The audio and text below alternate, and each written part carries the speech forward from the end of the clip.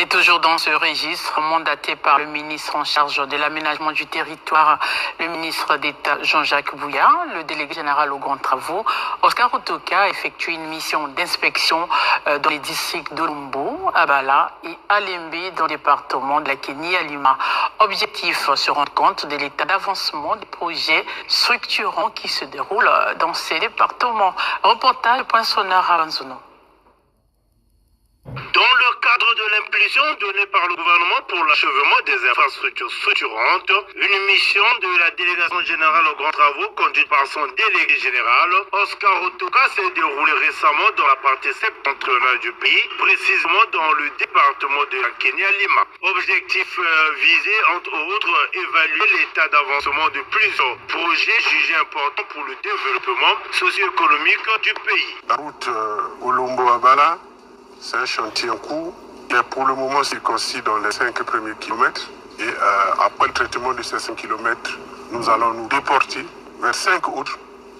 Et nous préférons aller en avancement fini pour ne pas perdre tout le travail qui a été fait derrière. Poursuivant sa feuille de route, la délégation conduite par le délégué général Oscar Otoka s'est ensuite rendue dans le district d'Alembe où l'attendaient 3 chantiers cruciaux, notamment la construction de la sous-préfecture d'Alembe, les travaux d'électrification de la localité et l'aménagement de la route Bunji-Alembe.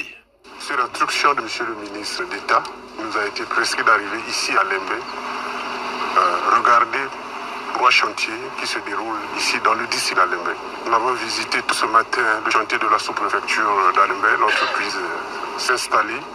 On voit un engouement.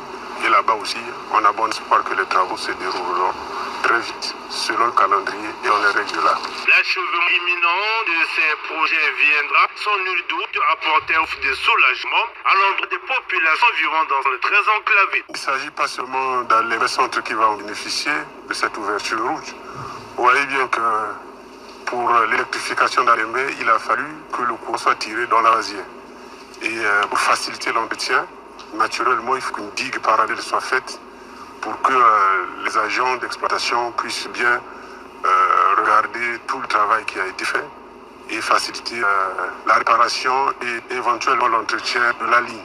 On croit le délégué général aux travaux. La volonté du chef de l'État est de permettre aux populations de la Kénie-Alima de bénéficier des infrastructures dignes de renom pour le développement du pays.